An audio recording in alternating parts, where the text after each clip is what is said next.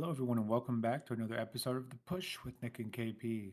We are back once again to bring you a PLE predictions video, this time working on the Elimination Chamber, the 2026 edition, which is set to take place this Saturday, uh, February 28th, in Chicago at the United Center. Per usual, we'll go through every single match, give you our predictions for them, and kind of give you a feel for how we think things could happen. Per usual, we'll go through the match in an order we think makes sense, but in the grand scheme of things, doesn't matter too much. I will admit that this is one of the more difficult cards to put it in order, but per usual, we have just four matches. So without further ado, let's go ahead and get into the first match of the evening, which is the Women's Elimination Chamber match, this time featuring Raquel Rodriguez, Asuka, Kiana James, Alexa Bliss, Rhea Ripley, and Tiffany Stratton for the chance to face Jade Cargill for that WWE Women's Championship at WrestleMania. KP, maybe give us a few thoughts on who you think are the most likely candidates, maybe the least likely candidates, and maybe just who you want to win, who you think will win. So I wouldn't say this is the easiest, match to predict because there are some names in here that I think arguably could do with a title match at WrestleMania. Obviously, the opponent's going to be Jade Cargill in this case after Liv Morgan chose Stephanie Vaquero on Raw this past week. So you got to think of that side of the situation as well. Last year we did see Bianca winning, and then she changed brand to challenge that champion. So I guess you can sort of remove the element of it has to be somebody from SmackDown. I guess it could be a Raw superstar. But I do think SmackDown options are more likely in this case. So looking at the options here, obviously you've got Raquel Rodriguez who qualified on Raw this past week. I would have liked to have seen her in the situation with Liv Morgan and Stephanie Vaquer going into WrestleMania, but I don't think that's really on the cards or going to happen. So could she have a matchup with Jade Cargill? I don't really think so. Then that'll be heel against heel. I'm not entirely sure about the dynamic there. Two very similar styles anyway. So yeah, maybe not so much Raquel Rodriguez, unfortunately. Yeah, rough place to start for yourself there. I know how much you like Raquel. But yeah, I think she probably is one of the more unlikely options here. I guess similar situation, Asuka. She is in the women's tag team division, alongside Kairi Sane. They've been sort of like in and around the title picture for a while now. So I guess really in that sense, it doesn't really make any sense for her to be winning the chamber here to go up against Jade Cargill. It seems like it's a completely different chain of direction, so it'd be quite unexpected, I guess you could say. So I guess I'd rule her out as well. And I guess similarly, you could say the same for Rhea Ripley, who literally is one half of the women's tag team champions. So for her to have a match at WrestleMania that isn't defending the women's tag titles, I don't really get that unless they're going to drop the titles, before the chamber, and that is possible because they take on Lash and Nia. So I guess that could offer a bit of a change up of situations, but I would assume they'll retain, and I would imagine Rhea won't win the chamber as a result of that. So that's where I'm sort of like lying with that one at the moment. That could change, but that's just where my headspace is right now. Then you got the three ladies from SmackDown. So this, logically, I've just been left with these three. So it makes sense. We're on the same roster as Jade. I think the most unlikely option here is Kiana James out of the three because she was quite a shock qualifier anyway. I expected Charlotte Flair to get the win there, but she didn't. Kiana took advantage, did well for herself. She's impressed since going into action for the last, like, I don't know, a couple of months, whatever, aligning herself with Julia in actual sort of competition. Yeah, she has done quite well for herself. So she is improving. I think she'll have a really good chamber matchup. I think she'll impress people in there as well. But I don't expect her to win and go up against Jade Cargill. That doesn't strike me as a WrestleMania matchup. Just my personal opinion. So then we're left with Alexa Bliss and Tiffany. I believe these two are probably the favorites to win here. You've obviously got Alexa, who's in the women's tag team division picture at the moment alongside Charlotte Flair, but they've had a little bit of, I don't know, bad luck recently with that. So I'm not really too certain if they need to be involved in that tag team division still. And then you've got Tiffany Stratton. I don't want Tiffany to win per se, but I think she is the easiest, the safest bet to win. This will go back to obviously, last year when Tiff lost the title to Jade.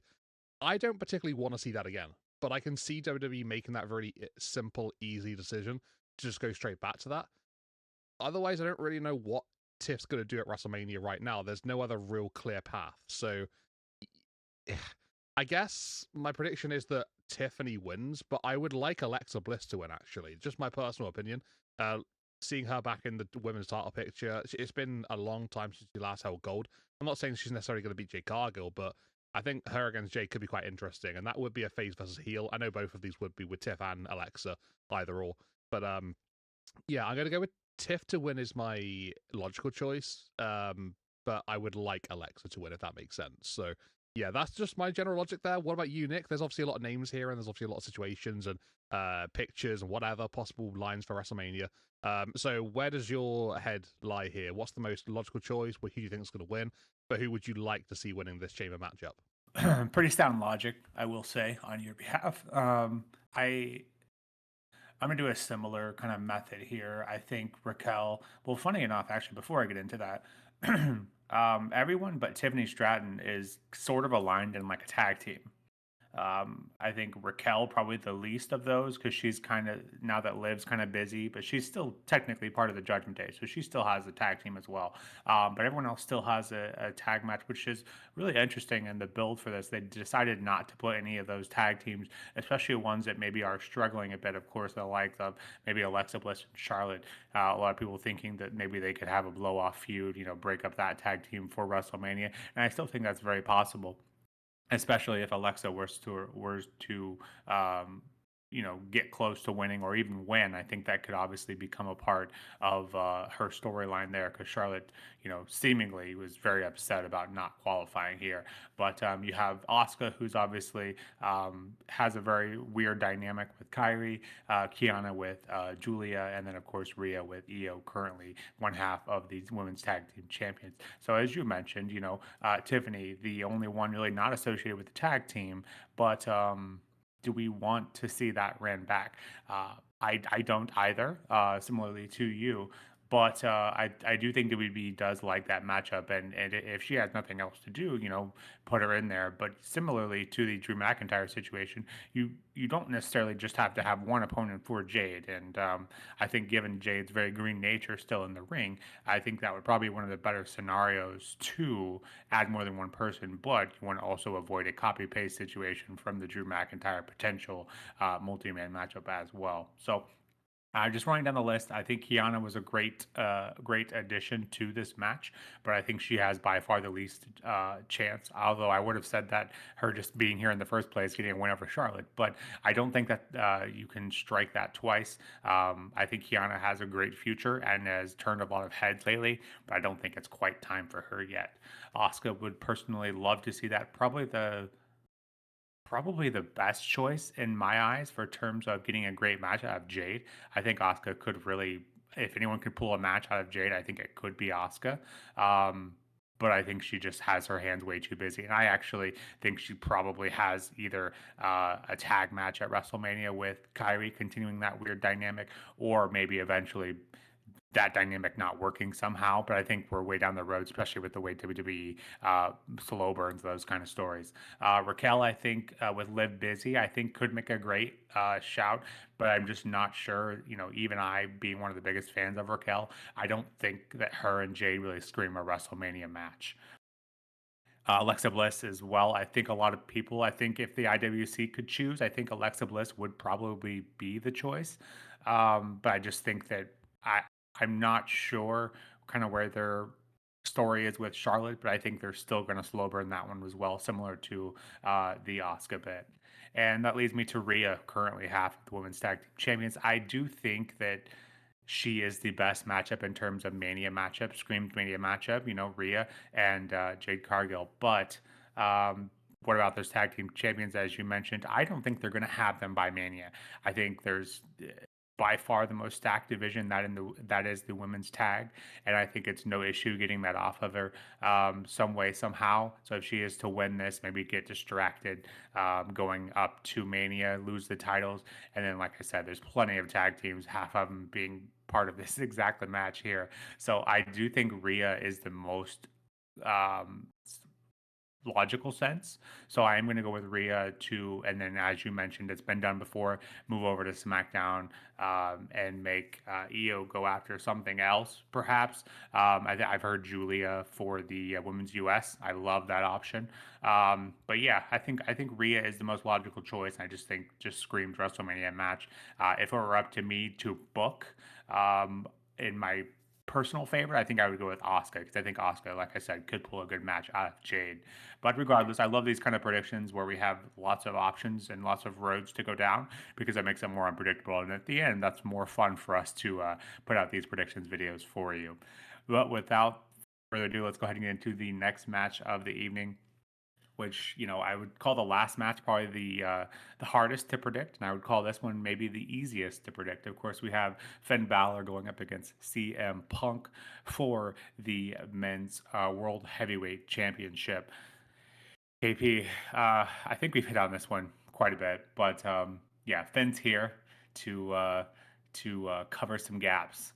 Any chance at all that he comes out with that World Heavyweight Championship? Not even the smallest chance. No, not going to happen. Yeah, you've already alluded to it. The Roman Reigns and Punk's already been announced. The stars have already sort of been aligned to that one. It's been written up there, and basically, this is essentially like you said. It's a time filler, right? It's a little bit of an opportunity for Punk to keep, to keep being active as a challenger, keeps him sort of like fit going in towards the WrestleMania build, and yeah, buys Roman Reigns a bit more time to actually come back and to try and help out with the build for it. So yeah, that's essentially what this comes down to. So yeah, it's a couple of factors there, but I can't look past CM Punk winning this matchup. As much as I want Balor to win, I would love that for him. I think he absolutely deserves to have another world title opportunity, another world title reign at some point in his career. I just can't see this being the moment for it, unfortunately. Yeah, I mean, you're not going to advertise, the main event of WrestleMania being CM Punk and Roman Reigns and then take it away because you have Finn Balor, who, yeah, is being researched at the moment. It's great to see that, but yeah, it's just the wrong time. That's just the biggest problem here. If it was like a different time of year, maybe this actually would happen. Maybe I would be a bit more, convinced that there's a chance for Balor, but right now there's just no possibility, not at all, unfortunately. So yeah, Punk to win, and easy as that, really, I suppose. I'm gonna assume you're still thinking on the same wavelength as I am. Like I say, it's just unfortunate timing for Balor, isn't it? But it's good to see him in these title opportunities again. I guess that's the main thing, and hopefully we see this more often. Going down towards the mid to late stages of this year. Yeah, shout out from the rooftops. It is great to see Finn in this scenario. You just have to feel bad for him. Your heart breaks a bit just to see him kind of used as buffer, if you will. He's much better than that. He deserves better than that. But as long as he's in the world title picture, testing those waters, if we continue as the IWC and the crowd and live attendance to show our appreciation for Finn, maybe they will take notice of that and eventually put him up there where he does belong. However, I think the Judgment Day is going to do Judgment Day things. We saw a bit of friction over the last week, which I know is far from the first time we've seen that. But maybe somehow the Judgment Day comes out, costs Finn, makes him look strong, and then we kind of book. I can't believe I'm actually saying this, but maybe then we then finally see. I think a lot of people are thinking this is the direction. Of course, Finn going up against Dom for that men's IC championship at Mania, and maybe the implosion of the Judgment Day at last. And honestly, that'd be a bit bittersweet for me at this point because I've really grown to like the faction overall. They've definitely had their moments, but I do think that is where this is headed. CM Punk and Roman, it would just be really hard to kind of veer from that. And apparently they are already showing billboards of the two at WrestleMania being being CM Punk and Roman Reigns. So I don't think they're going to deter from that path, at least at this time, unfortunately. But yeah, I think CM Punk to get the win here, and the Judgment Day 2 cost Finn Balor. Getting into the next match, we have AJ Lee going up against Becky Lynch for her Women's Intercontinental Championship. This is obviously the first time in 10 years since AJ Lee has been in a one on one match, and 11 years since her last title match. But being in Chicago, any chance for the hometown hero to pick up the victory here for AJ Lee and take that IC title from Becky? Yeah, I do think there's a chance. I think this is probably the hardest match to predict on the card. Either that or the women's chamber matchup. Because you look at this one and the build that has happened prior to this, obviously not immediately, before this. But we have seen AJ Lee getting victories over Becky Lynch, and those submission victories have been, certainly something, and it's rattled Becky, down to her innermost self.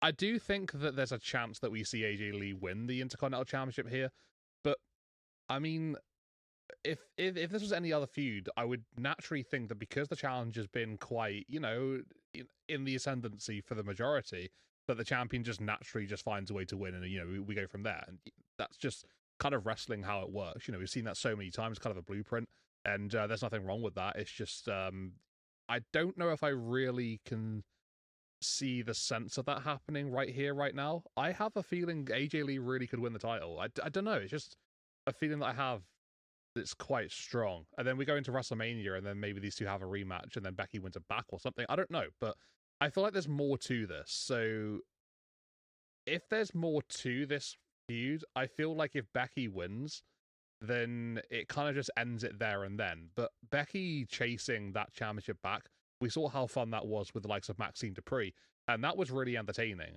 I'm not saying I want it to be hot potato style situation, but to get to WrestleMania, to keep it to these two women, I kind of feel that AJ Lee has to win in order to get to that point. If Becky wins, I feel like it's essentially done. Unless we do something a little bit different somehow, some way. I'm not entirely sure what that would be, but yeah, I think I'm gonna have to go with AJ Lee to get the victory here to beat Becky Lynch. But I could see this one going either way. Like maybe there's some disqualification finish or something like that, which then leads it into WrestleMania. Maybe that's what we're gonna go along with here. Maybe AJ Lee wins via DQ or something along those lines. I don't know. Maybe something like that. But yeah, I can see something just different happening here rather than just straight up Becky Lynch retains. Sounds easy enough, but I don't know. I'm not convinced by that. I'm really, really not. Nick, this seems quite simple maybe at face value, but the more you think about it, I think maybe there is more of a chance that we could go either way. Where's your head at with this one? Because it's quite interesting to me. I think this one isn't so black and white and very easy to figure out. But yeah, maybe you've got something a bit more I don't know, a bit more defined, and you can just clear as day just lay it out there. Where's your head at? Yeah, I definitely think it is one of the more tricky ones. I would put the women's EC match still harder to predict than this one, but I do think that it does make sense, kind of the way you painted it. AJ winning here, and that would kind of then, Becky will have a huge ordeal to go about it. No matter how this match goes, even if she wins, she'll probably still complain about something. But I think her chasing that, complaining more so, calling out AJ Lee, I think would make for a better storyline, as you kind of alluded to. Becky winning here, then how do you extend that? I could be in the minority here, but I don't know. I'm just not really invested in this. I think a large portion of that is AJ's fault. I want to say like her fault per se, but that's kind of the only way I can make sense of it, because there was such a gap in between when this started and when we're kind of ramping it back up. It's weird to me that they're having an on elimination chamber anyways. So that to me, yeah, I don't know. I just think story wise, it makes more sense for AJ to be cost her opportunity here, for Becky to be doing some sort of Becky shenanigans, cheating or whatnot. I don't know. This one is tough. I think I want to see Becky hold it. I think AJ winning on Elimination Chamber just doesn't have a great ring to it, even though Chicago adopted native that she is. I think it would be great to see CM Punk and her celebrating with titles on their shoulders. I think that would be a great moment. But I think people are really going to be behind AJ here. So I think this is an opportunity to put even more heat on Becky by doing something, heelish. I think I'm going to push it off. I think I want to see AJ get it at Mania, and possibilities of adding Maxine and maybe Natty. I think would be a great opportunity to do so. But I think for this particular match, I want to see Becky retain. I don't know. I'm just not feeling it. I want to see more from AJ Lee. Hasn't had a great showing since she's come back, but we haven't had a ton of opportunities either. So yeah, I just think putting the title on AJ would bring it down a bit. I think she just needs a bit more time.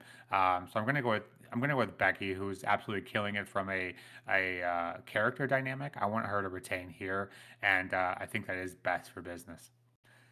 Let's go ahead and get into the last matchup and what I presume will be the main event of the show. Of course, the men's elimination chamber match, which features Jey Uso, Javon Evans, Trick Williams, Randy Orton, LA Knight, and Cody Rhodes. KP, is this one less or more difficult than the women's? I'm assuming it's a bit more clear cut. Obviously, you have a particular guy in there who likes to win a lot of matches. What are your thoughts here? Cody wins, lol. That's essentially where my brain's at here. I think immediately I can just discount the entirety of the top row, without even having to think too much. Javon Evans is a great talent. Like, he's going to be brilliant going forward in WWE. He's very enjoyable, very fun. But it's just too early at the moment. He's only literally just arrived on the scene. He's been around for a minute, for a cup of tea, whatever you want to call it. And being in the Elimination Chamber match to begin with, I think is already an incredible achievement for him. And I'm sure he's going to light it up. He's going to have a great time in there. It's going to be fun to watch him. But I don't see him winning this matchup. Going 1-on-1 against, this is going to be Drew McIntyre as the opponent. So you got to think about that as the the main goal here. I don't think Javon and Drew is the way this is going to go. Jey Uso, one half of the tag team champions. Believe it or not, he wasn't meant to be in this matchup. Bronson Reed was supposed to win, apparently.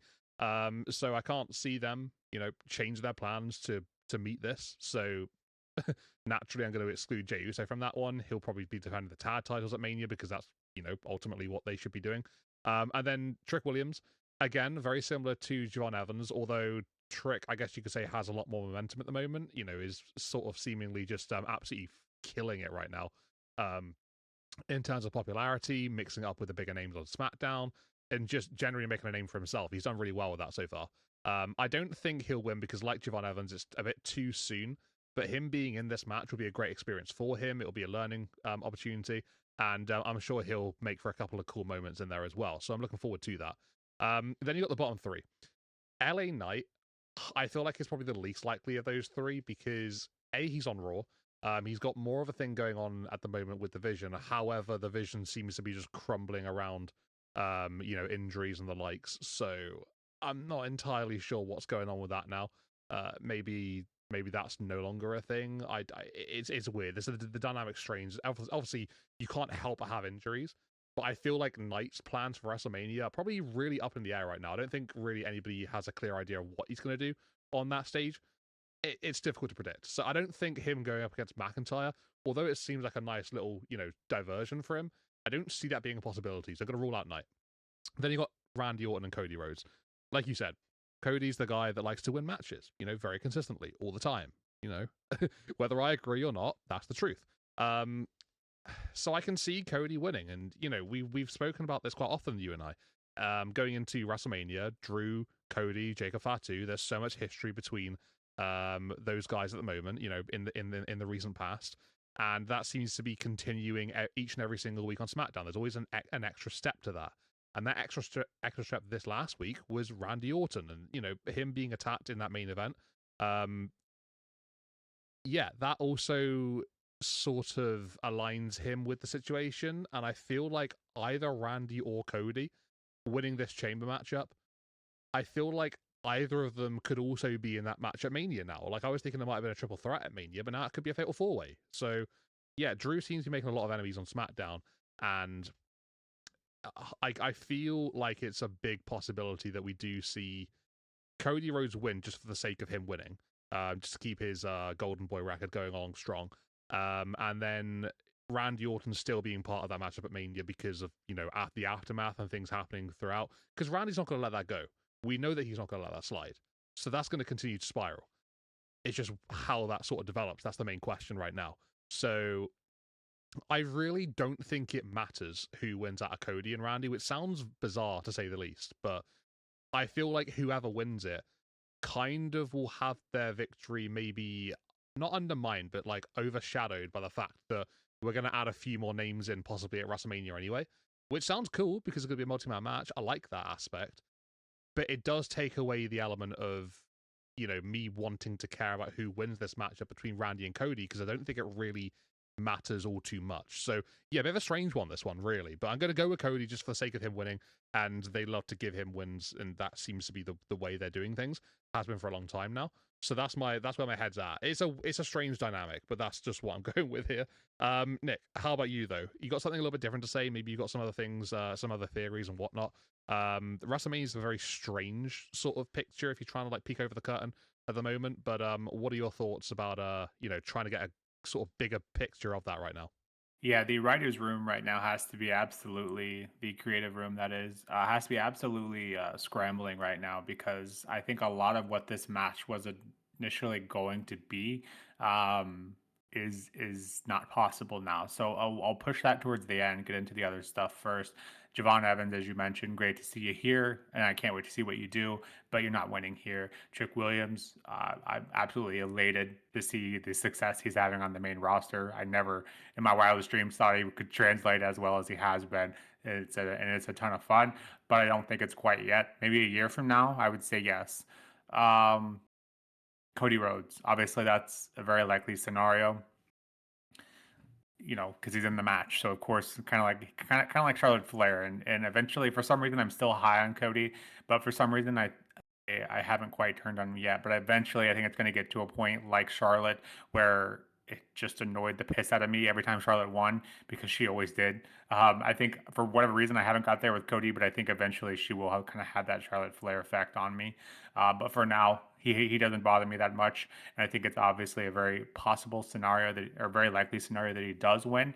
But I'm going to go against it, and I'll tell you why. Randy Orton. I think Randy Orton and Cody Rhodes have flirted with this matchup potential for a long time. And I think you have a perfect way to do it right here, right now. I think Randy to win this match, no issue. No one's going to be like, oh, Randy Orton shouldn't have won. It's Randy Orton. So no issues there because everything else kind of writes itself. And I'll tell you why Cody won't win. I think Cody won't win because Drew is going to cost him. We've seen this time and time again.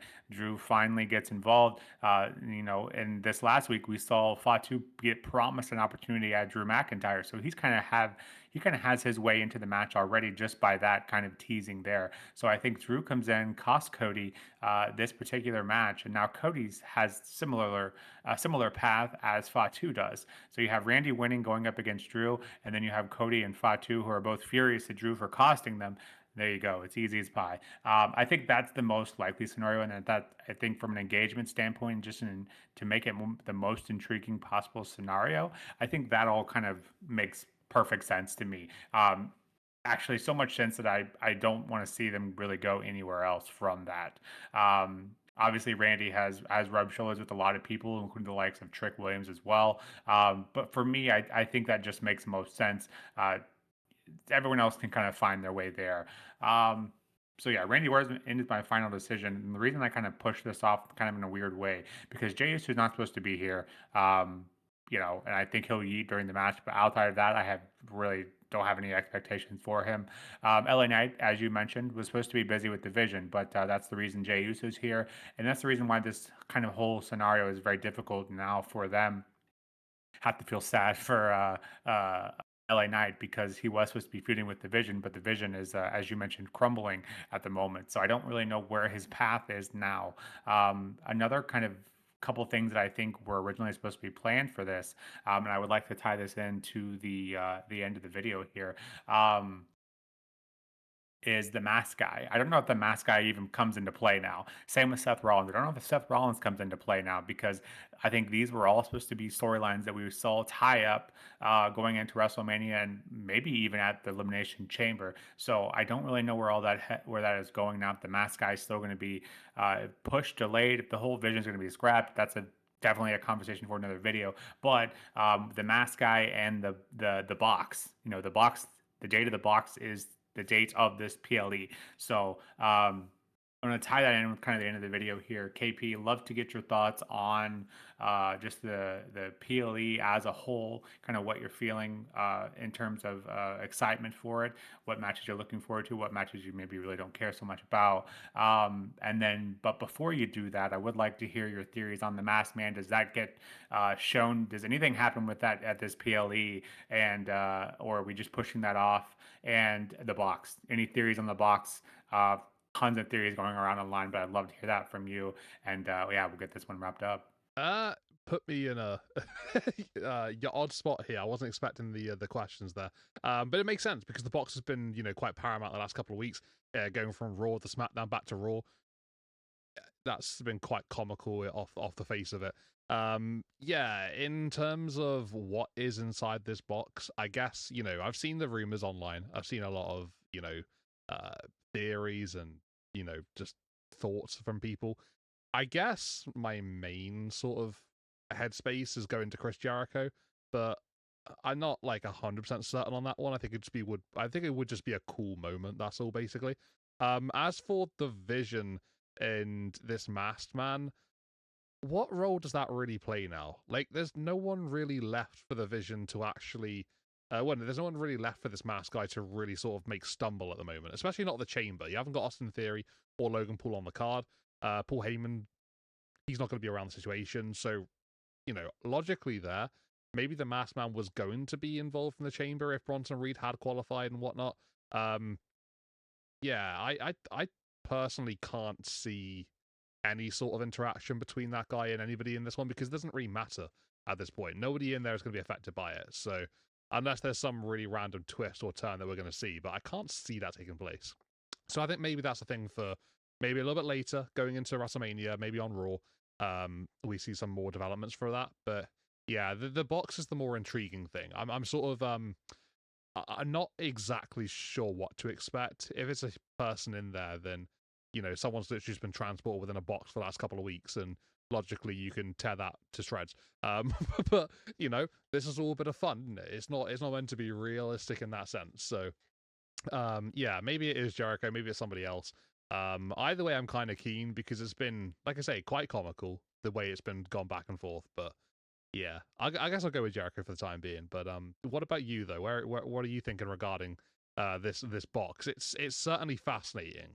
I just don't know exactly where my head lies with it. Yeah, getting to the masked guy first. I genuinely think you just have to push everything. I don't know how long Braun and Bronson are going to be out for, but I think most likely scenario, there's just really a hard way, and I love to see the way they do it. But I think it's just really tough right now to try to incorporate that. I think you just need to push it all and or just scrap it entirely. I don't think that's out of question either, unless Seth can come back and somehow kind of keep it together, and then we kind of rehash the story. But to me, that just doesn't really scream. Uh, yeah, it doesn't scream like it makes sense, at least in my head. So, to the box scenario, yeah, I think Jericho does seem like the most likely option. Of course, you've heard the contract freezing and all of that stuff, but I think if anyone could get out of that whole thing and or make that, um, you know, seem like it's not really a thing, I think Jericho would be the guy to do it. Yeah, I don't know. I the only other theories I've heard is that somehow we use that box to portray the demon Finn Balor coming back, and that he. But I feel like if you were to do that, it would have to be for his match against Punk, so they're not going to immediately bring that out and then have him lose, unless he were somehow to not find a way to um, get beat, which I don't see that happening either. The only other theory I've seen is Donhausen, from formerly from AEW. That would be an interesting scenario, and his character is very interesting to me. I wouldn't be mad about that, and I think that's probably the best, most likely scenario because of the Jericho contract freeze. If that's any truth to that, and Demon Finn Balor, I just don't see that happening at all. Probably the least likely scenario. But I could also see it just being absolutely a bit of nothing because I just can't really put my finger on what it could be. So yeah, I'm going to go with Donhausen just because I think that at least is intriguing to me, and the other options just aren't quite as likely. But in terms of Elimination Chamber, what are you all thinking? How are you feeling about this event? We would love to hear from you, your predictions below. Personally, I think this match or this PLE has a lot of potential. And I think obviously coming out of here, we'll have a much clearer view of what our road to WrestleMania looks like. So would love to hear from you in the comments below. As always, don't forget to hit that like and subscribe button as well, as that does help us out tremendously over here at The Push. But until next time, this has been The Push with Nick and KP. We'll see you soon. Take care.